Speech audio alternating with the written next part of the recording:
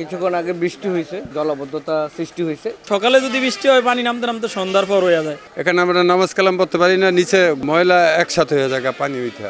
City corporation অফিসে অনেকবার গিয়েছেন, কিন্তু এটা থেকে আসলে প্রতিকার আমরা পাইনি এখনো। বিগত সরকারের আমলেও বলা হয়েছে এই জিনিসটা পরোক্ষভাবে সরজমিনে দেখার জন্য, এখনও বলা হয়েছে, কিন্তু বাট সেইভাবে কোনো দায়িত্বশীল কোনো ব্যক্তি এখন পর্যন্ত এখানে এসে কোনো ধরনের ব্যবস্থা উদ্যোগ গ্রহণ করেন নাই। কারণ বাজারে একটা ব্যবসায়িক জায়গায়, কারণ বাজারে মনে করেন যে জায়গাতেই আসুক একটা বাজারে সব কিছুই কিনে নিয়ে যাইতে পারে এমন একটা বাজার। কিন্তু একটা অসুবিধা আছে, আমরা রাস্তাঘাটে একটু বৃষ্টি হইলেই পানি উঠে আপনার মনে করেন সিএনজি, মোটর বাইক, সাইকেল, রিক্সা না হলো 30টা গত বছরে মানে পড়ে গিয়েছে গর্তের মধ্যে, আহত হয়েছে, কারো মানে হাতে ব্যথা, পায়ে ব্যথা। পরে আমরা তৎক্ষণাৎ যাই তাদেরকে মানে রেস্কিউ করে আমরা যতটুকু পারছি তাদেরকে ডাক্তারের কাছে নিয়ে গিয়েছি। এটা হলো সবচেয়ে বড় প্রবলেম আর কি। জায়গাটার জন্য বহু মানুষের ভোগান্তি, আসা যাওয়া, নিচে নামায়, গাড়ি ঘোড়া চলতে পারে না। রোডের পাশে চকির দোকান দেওয়া থুইছে, ওখানে তরকারি বেচে, রোডটারে দখল করে ফেলাইছে রীতিমতো।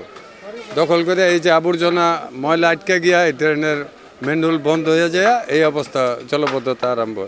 এতগুলা পানি শোয়ারের যে লাইনগুলো যাওয়ার মতো অবস্থা এখন নাই। আর বিশেষ করে আমাদের এই মার্কেটটা মানে ব্রিটিশ আমলে হয়েছে, তো এখানে আপনার দেখা গেল যে নিচে আর কি যে জিনিসটা, তো আশেপাশের যতগুলো এলাকা আছে এখানে পানিগুলো সবগুলো এখান দিয়ে যায় আর কি।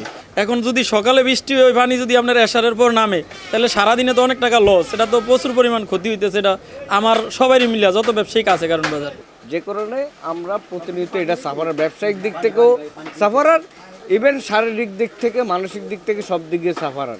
সিটি কর্পোরেশন অফিসে অনেকবার গিয়েছেন, কিন্তু এটা থেকে আসলে প্রতিকার আমরা পাইনি এখনো।